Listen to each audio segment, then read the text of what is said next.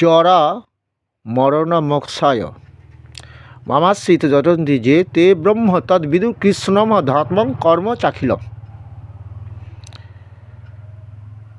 জরা, এই যে দেহে আমার একদিন দেহি নহস্মিনী যথা দেহে কৌমারং যৌমানং জরা তথা দেহান্তর প্রাপ্তি ধীরস্তত্ব ন মুহ্যন্তি। পণ্ডিত ব্যক্তিরা জানেন যে আমাদের এই যৌবনকালটা বড় ক্ষতিদায়ক, মানে আমাদের বিরাট ক্ষতি করে দেয়। আমাদের হিতাহিত জ্ঞান শূন্য হয়ে গেছে, যেমন এই দুর্যোধন হিতাহিত জ্ঞান শূন্য হয়ে গেছিলো এবং তার অকালে মৃত্যু হলো। আমাদেরও কিন্তু হয়, অহংকার ভগবান সহ্য করতে পারে না, কিন্তু মনে রাখতে হবে। কিন্তু পণ্ডিতেরা জানে চিরকাল এই দেহে যৌবনকাল থাকবে না, আমার শক্তিও থাকবে না, জরাকাল আসবে। আর জরাকাল এলেও যে রোগের যে যন্ত্রণা, 15-20 বছরে দেখি সব বিছনায় পড়ে থাকে, নড়তে চড়তে পারে না, এক জায়গায় থাকে। কত কষ্টকর বলো তো। তাই যোগীগণ বলছে এখানে, বা যোগী বলতে আমরা সাধারণ মানুষের কথাও বলতে পারো, যারা যে যোগ সাধনায় সংসারে থেকেও আমরা যোগ সাধনাও করি, এক প্রকারে আমরা সংসারে থেকে যে বিরাট যোগ সাধনা করি। আবার যোগীদের মধ্যেও আমার এই সংসারী মানুষ শ্রেষ্ঠ, কিন্তু ভগবান এটাও বলে দিলেন। তা আমার এই যোগ সংসারের তিতাব যারা যন্ত্রণা ভোগ করি সত্য, করতে করতে যদি আমরা একটু চিন্তা করি, হে প্রভু, এই যে জরাকাল, যে মৃত্যুর যন্ত্রণা, বড় যন্ত্রণা, কতদিন আমাদের ভোগ করতে হবে জানি না। তাই তো অনেকে কী করে, এই জরাকাল মৃত্যুর যন্ত্রণা, এর থেকে রেহাই পাওয়ার জন্য ভগবানের আরাধনা করে। বুঝতে পেরেছ? তা কিন্তু আমাদের একটা কথা চিন্তা করতে হবে, এই যে গীতা জ্ঞান লাভ করতে হবে, গীতা জ্ঞান লাভ করে কি জানতে পারছি জানো? এই দেহ দিয়ে আমাদের যতটা পারবো আমরা সৎ কাজ করার চিন্তা করব। এই গীতা ভাগবত, গীতা পড়ব, গীতা জ্ঞান পড়তে, গীতা পড়তে পড়তে ভগবান বলেছেন, কি বলেছেন আমাদের কি হবে? প্রথমে বললেন, অপি চেদসী পাপেভ্য সর্বেভ্য পাপকৃতম সর্বং জ্ঞান প্রলোভেনই বা বৃজিনং সন্তোষী। যদি তোমরা অধিক পাপাকারী হও অর্জুন, আমার গীতা অমৃত যদি পান করো, গীতা জ্ঞান লাভ করো, কিন্তু এই দেহটা দেখবে কাম ক্রোধ লোভ স্বরূপ পঞ্চ ইন্দ্রিয় এই দেহে আশ্রয় নিতে পারছে না। তখন কি হবে জানো? এরা পালিয়ে গেল, দেহটা পাপমুক্ত হয়ে গেল। ওই জন্যই আমরা প্রথমেই বলি না, মরা লোক দেখে ওই জন্য মানুষ প্রণাম করে, এই কারণে কাম ক্রোধ লোভ স্বরূপ ওই দেহের মধ্যে কিছু নেই, নিষ্পাপ দেহ। তাহলে পাপ, ওই যে কাম এসব ক্রোধ এসব রজগুণ সমুদ্ভব মহাসনা মহা পাপান্না বিদ্যনীয় বীর্যনম, আমাদের পাপ পথে নিয়ে যাচ্ছে। আমাদের পরম শত্রু কাম আর ক্রোধ লোভ, এদের থেকে বারবার আমাদের ভগবান শুধু মুক্ত হতে বলছে। বোঝা যাচ্ছে? তাহলে আমরা সংসারী মানুষরাও যদি এইভাবে সংসারে কর্ম করি, হ্যাঁ, তাহলে কিন্তু আমরাও উদ্ধার হব, এটাও ভগবান বলে দিয়েছে। কেন? গীতা পড়ো, গীতা জ্ঞান লাভ করো। আর কলির মহাকলিতে চলে এসেছি, প্রতিদিন গীতা পড়ো, দেখবে দেহ ক্রমশ না এমন শুদ্ধ হয়ে যাবে যে আজকে আন্তর্জাতিক হয়ে গেল আমাদের গীতা। আমাদের মরাবাড়িতে পাঠ হয় ওয়েস্ট বেঙ্গলে, কিন্তু এই গীতা কী জিনিস অনেকেও জানে না। যে গীতা পড়ো, বলছে কলি কলুষ নাশক, কলিতে যে ভয়াবহ প্রভাব, আকাশ বাতাস জল দূষণ হচ্ছে প্রতি ক্ষণে ক্ষণে। দিল্লির দেখেছো, দিল্লির পলিউশনটা অবস্থাটা, বাচ্চারা বাইরে বেঁধে দিচ্ছিল।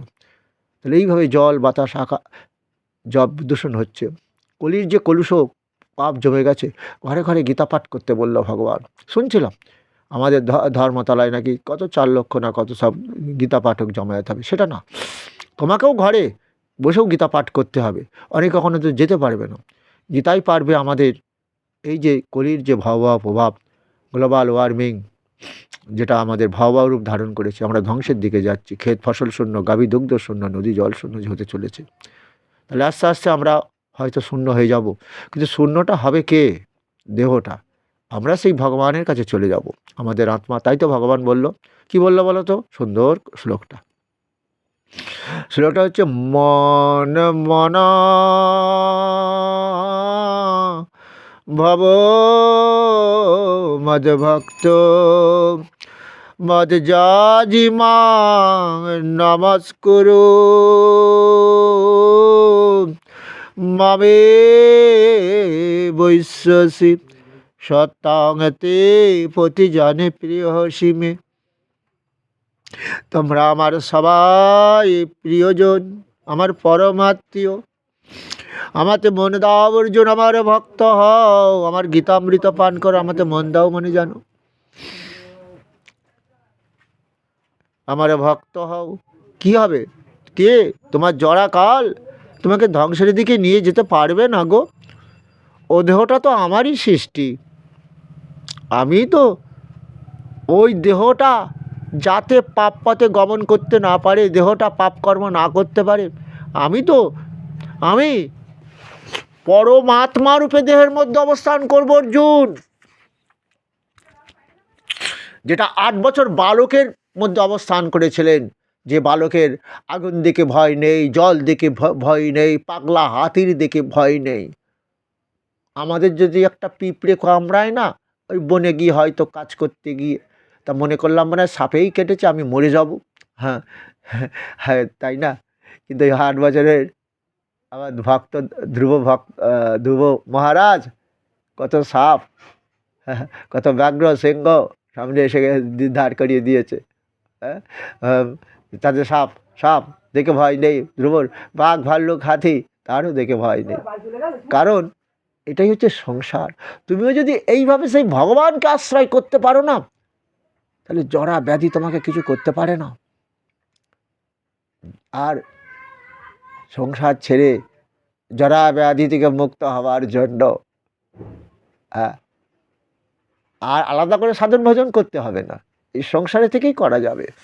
কারণ সংসারী মানুষরা শ্রেষ্ঠ এই জন্য, সংসারে তিতাব জ্বালা যন্ত্রণা ভোগ করেও যদি সেই ভগবানে একটু মন রাখা যায়, ওই যে আমাতে মন দাও অর্জুন, আমার ভক্ত হও। কেন? তাহলে গীতা কি করবে আমাদের? বলছে ওই যে যতই ধাংসী সমদগ্নি ভস্মসাৎ কুরুতে অর্জুন, জ্ঞানাগ্নি সর্বকর্মাণি ভস্মসাৎ কুরুতে তথা। দেখেছ, কাঠের স্তূপ আগুন লাগিয়ে দাও, কাঠ পুড়ে ছাই হয়ে যাবে, তো কাঠের অস্তিত্ব থাকবে কি? থাকবে না। তাহলে আবার গীতা জ্ঞান অগ্নি, এই দেহ যখন শ্রবণ করবে, হ্যাঁ, তখন কি থাকতে পারবে? কিন্তু বলে কাম কোথায় আছে? দেহের মধ্যে তো আমরা দেখতে পাচ্ছি না, কামটা কোথায় আছে দেখা যায় না তো। ওই যে বলছে ধূমে না বৃহতে বরিণীর যথা দর্শ মলে নচ যথা লেবনাবৃত গর্ভস্থতা তেনে দমাবৃত। কাঠ জ্বলছে, ধোঁয়া হচ্ছে, দেখতে পাবে কাঠ জ্বলছে। গর্ভে সন্তান আছে, মায়ের গর্ভে সন্তান দেখতে পাবে, চামড়া দিয়ে দেহ ঢাকা। হ্যাঁ, দর্পণে ময়লা পড়েছে, নিজের প্রতিবিম্ব দেখতে পাচ্ছ? পাবে না। আবৃতং জ্ঞান মেতে ন জ্ঞানী ন নিত্য বৈরী না কামরূপে না কন্তয়া দুষ্প্রেরণা নলে নচ। জ্ঞানী ব্যক্তিও কাম ক্রোধ লোভের বশবর্তী হয়ে যায়। কি হয়? তাদের কাম ক্রোধ লোভ আদর্শ মানুষ থেকে অনেক দূরে নিয়ে চলে যায়। দূরে বলতে বুঝতে পেরেছ? কোথায় নিয়ে যায়? দূরে মানে জমালয়ে। জমালয় বোঝো? বোঝো না? ওই যে একাধিক রোগ দেহটাকে আক্রমণ করবে। কে গো? জরা ব্যাধি থেকে মুক্ত হওয়ার জন্য চিন্তা করছো? এই জন্যেই বলছে অর্জুন, শোনো শোনো অর্জুন, মন মনা বাব মদ ভক্ত মদ যাজিমাং নমস্কুরু মামে বৈশ্যসি যুক্তই বা আত্মনং মত পরায়ণ।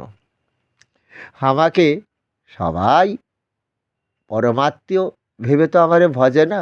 যেমন পিতা সন্তানকে পালন করেন, তার বার্ধক্য দশায় জরা ব্যাধি দেহ আক্রমণ করবে, ছেলেই তো ভালো ভালো ডাক্তার দেখাবে, আমাকে সেবা করবে, হয়তো নার্স রেখে দেবে নাকি, হ্যাঁ, না, এখনকার বাবারা বলে বৃদ্ধ আশ্রমে দিয়ে আসবে। সেটা যাই হোক, এখন আর কারোর প্রতি বিশ্বাস হারিয়ে ফেলেছি আমরা। বিশ্বাস জিনিসটাই আমাদের মধ্যে নেই, কারণ দেখছি অবস্থাটা যা। সেই জন্য আদর্শ সন্তান তৈরি করো। বাবারা, মায়েরা, তোমরা সন্তানদের একটু কৃষ্ণ কথা শ্রবণ করাও, গীতা ভাগবত কথা শ্রবণ করো যখন ছোট থাকবে। ওই যে ঠাকুরমার ঝুলি না, ঠাকুরমা যেমন কোলে তুলে নিয়ে নানান রকম গল্প বলতো, তোমরাও একটু চেষ্টা করো না, বাড়ি বৃন্দাবন তৈরি করে ফেলো না। ওই যে ভগবান বলেছিল, আশ্রয় করিয়া ভজ শ্রীগুরুর চরণ, যা হতে মেলে ভাই কৃষ্ণ প্রাণদান। ঠিক আছে, গুরুবাক্যে যাদেরও বিশ্বাস, তাদের হবে ব্রজভূমিতে বাস।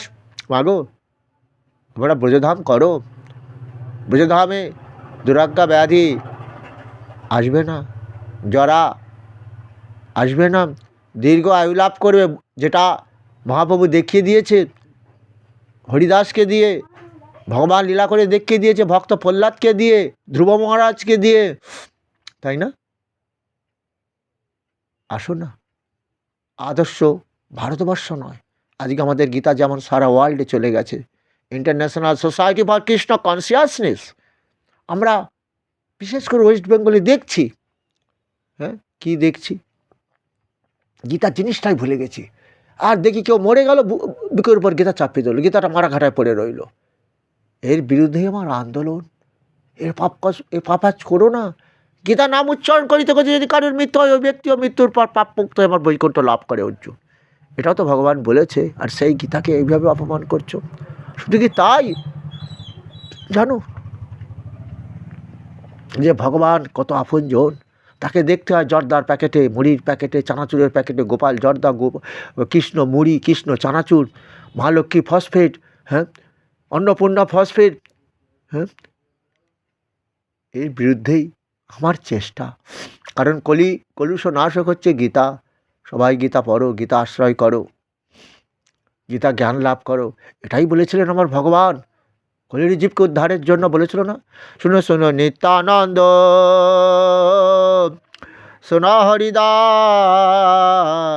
আমার আজ্ঞা সর্বত্র করো প্রকাশ, প্রতি ঘরে ঘরে গিয়ে ভিক্ষা মাগো, তোমরা বদনে বলো কৃষ্ণ নাম, তোমরা ভজ কৃষ্ণ, লহ কৃষ্ণ শিক্ষা। কৃষ্ণ নাম ভজনে হয় জীবের পাপ মুক্তির কারণ, কর্মভোগ রোগেতে ঔষধ রসায়ন। এই যে জরা কাল আসছে, এই কারণেই তো। কেন আসছে? আকাশ বাসার জল দূষণ হয়েছে, তাহলে সেই কৃষ্ণই তো সুস্বাদু জল দেবে, বললেন না? রসমভ সুপ্রভাস্মে সজি সূর্যয় প্রণব সর্ববেদসু, সব দিকে পৌরুষগ্নিষু। আমি সুস্বাদু জল দিয়ে থাকি, আমি সূর্যের তেজ, আমি পবিত্র ওঙ্কার। কিছু বুঝতে পেরেছ? এসো না, আদর্শ সংসার তৈরি করি। ভারতবর্ষ সংসার, সমাজ ব্যবস্থা উন্নতি হবে, অনেক অনেক উন্নতি হবে। জরা ব্যাধি আমাদের দেহ আশ্রয় করতে পারবে না, পালাবে ভয়েতে ওরা। ওই যে বললো মৃত্যু সর্বহরস্য, অর্থাৎ সেই কৃষ্ণই তো মৃত্যু দেয় গো, জরা ব্যাধি দেয়। সে কেন দেবে? ওই যে না দত্তে কশিত পাপং না চৈব সুকৃতিং বিভু, অজ্ঞানে না আবৃতং জ্ঞানং তেন মুহ্যন্তি জন্তবা, ন কর্তৃত্বং ন কর্মাণি লোকস্য সৃজতি প্রভু, ন কর্ম ফল সংযোগং প্রবর্ততে।